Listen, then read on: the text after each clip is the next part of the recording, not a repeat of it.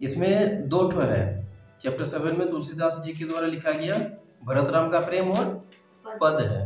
इसमें आज पढ़ेंगे हम लोग पद। इसमें जो है, इसमें बोल रहा है कि जननी निर्खति बाण धनु हिया, बार बार उर नैननी लवती प्रभुजु की ललती पनहिया, कपहु प्रथम जयो जाय जगवती कहीं प्रिय वचन सवारे, उठहु तात बलि मातु बदन पर अनुज सखा सब द्वारे, कपहु कहती ये बड़ी बार भई जाहु भूप पह भैया, बंधु बोली जेई जो भावे गई निछ्वरी मैया, कबहू सुमझी बन गमन राम को रही चकी चित्र लिखी सी, तुलसीदास वो समय कहे ते लागती प्रीति सिखी सी। इसका व्याख्या करके समझते हैं क्या बोल रहा है इसमें कि श्री राम वन जा चुके हैं, श्री राम जी वन जा चुके हैं, माता कौशल्या उनके विरह में व्याकुल है। जब श्री राम जी वन जा चुके हैं तो माता कौशल्या व्याकुल हो उठे हैं। वे रघुनंदन के बचपन की वस्तुओं को देख देख कर उनका स्मरण कर रहे हैं। वे श्री राम के बचपन के छोटे छोटे धनुष्पान को देख रही है। प्रभु श्री राम के शेषों की जूतियां बार बार अपने हृदय पर लगा रही है, यानी जो जो बचपन में हुआ है उन सभी को देखकर कौशल्या क्या याद कर रही है, उन सभी चीजों को देखकर। बचपन में जो धनुष्पान है उसको देख रही है, फिर जो जूते सब है उनको देख रही है। हर एक चीज को देख देख के वो याद कर रहे हैं किनको, श्री राम को। कभी कभी सवेरे शयन कक्ष में सबसे पहले उन्हें जगाने जाती है, वहाँ मोहवश पर लगा रही है। कभी कभी क्या बोल कहती है कि हे पुत्र उठो। क्या होते इसके मन में, जब घर में जिस टाइम थे उस टाइम क्या करते थे, वो उठाने जाते थे, तो उनको लग रहा है क्या कि वो घर में ही है, उठाने चले जाते हैं। फिर क्या बोलते हैं वहाँ पे, हे पुत्र उठो, तुम्हारे मुख पर माँ बलिहारी निछावर है, तुम्हारे सभी अनुज और मित्रगण द्वार पर खड़े हैं, तुम्हारी प्रतीक्षा कर रहे हैं।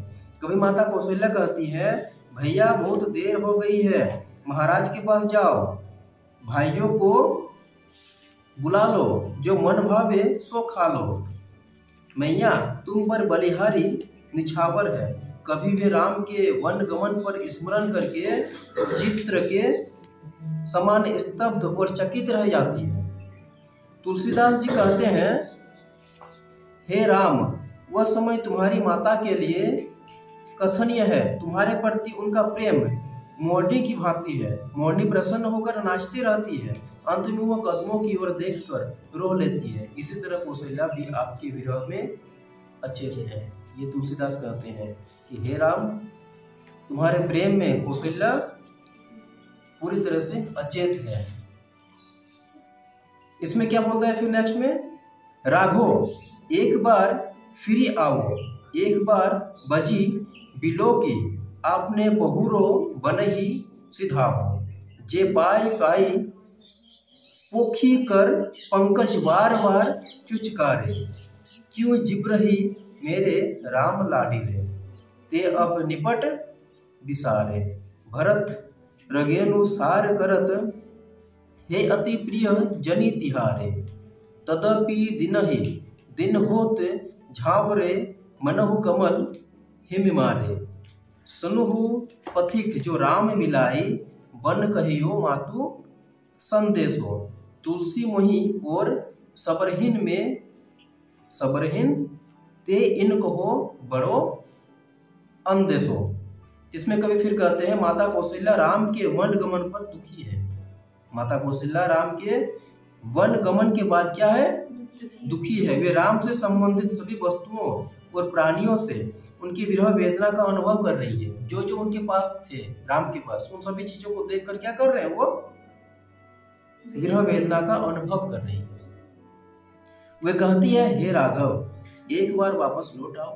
माता कौशल्या कहती है हे राघव एक बार वापस लौट आओ, अपने इस प्रिय घोड़े को एक बार देखकर फिर से वन को चले जाना।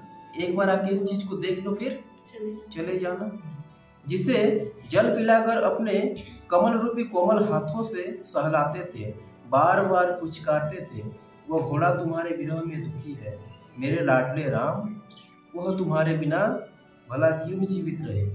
जिस घोड़े को वो मतलब बचपन से जो सहलाते थे, उस चीज को वो चीज फिर से दोहरा रहे हैं, क्योंकि उसे तुमने इन दिनों पूरी तरह छोड़ दिया है।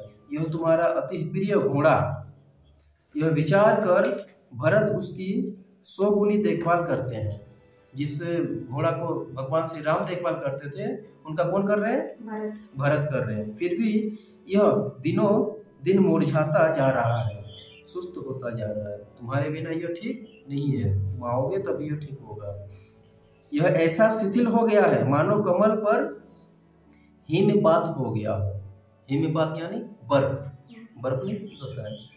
हे पथिक सुनो, यदि मार्ग में कहीं पर भी तुम्हें राम मिले, पथिक कोई पथ पर जा रहे हैं उनको कह रहे हैं हे पथिक सुनो, अगर कहीं पर भी तुम्हें राम मिल जाए तो उनसे माता का यह संदेश कह देना।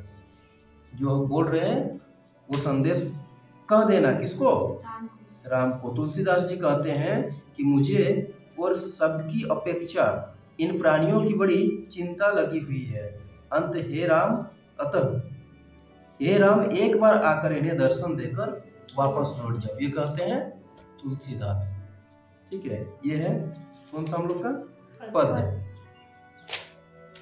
इसका भी क्वेश्चन आंसर करना है।